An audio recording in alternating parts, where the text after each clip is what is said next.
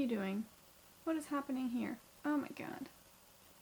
Look at this one. This strand going crazy. Hello everyone! My name is Tasha, and today's video will be a very early September wrap-up. As you can probably see, there's a new location. I quite liked the simple background, so I think this is where I will film most of my videos. I'm sitting right in front of a window, which is why I have really good lighting, and I'm really happy about that. So this is my September wrap-up.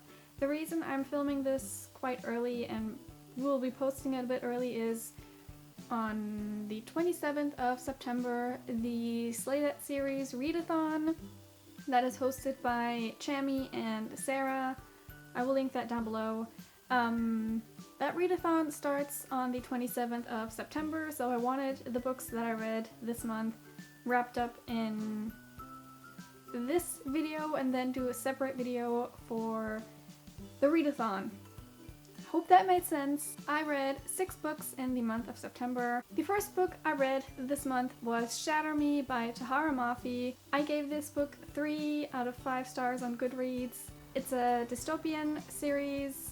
The main character, Juliet, she is being kept somewhere because her touch is lethal. Anyone who touches her dies, so she's being kept in solitary confinement.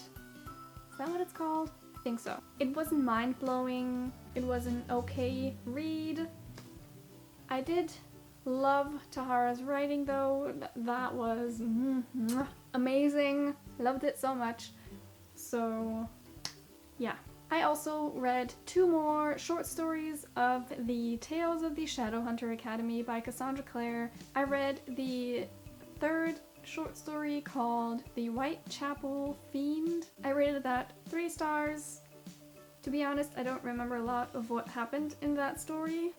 Yeah, I think that was the one with Will and Tessa and the gang. And the 4th short story called Nothing But Shadows, and this one was about James Herondale, the son of Will and Tessa, and I loved that short story so much, and it made me so excited for his trilogy, The Lost Hour, I'm not sure, but I'm really excited for that. I really loved that. I rated the short story 4 out of 5 stars. The next book I read was Hollow City by Ransom Briggs. This is the 2nd book in the Miss Peregrine series, and I started this at home because I actually wanted to finish it before I left Germany, because this is quite heavy, but I couldn't finish it, so I finished it here, and I rated this 4 out of 5 stars on Goodreads. I'm not really gonna get into what happens in this book because I don't want to spoil anyone who hasn't started the series yet, but I am gonna say I enjoyed this book a lot more than the first book. I remember in the first book I wasn't a big fan of the Jacob and Emma thing, but I liked them a lot more in this book, and I also really loved that we got to explore the other peculiar children a lot more and their lives before they came to Miss Peregrine, and we also got to discover new peculiar children, and I just really liked this. Then I also read the Read with Ben book of the month, or it's a series actually. The first book being Hidden Wings by Cameo Renee. This series is about angels and Nephilim, and the main character Emma discovers that she is Nephilim, kinda something. The book begins with her waking up in a hospital.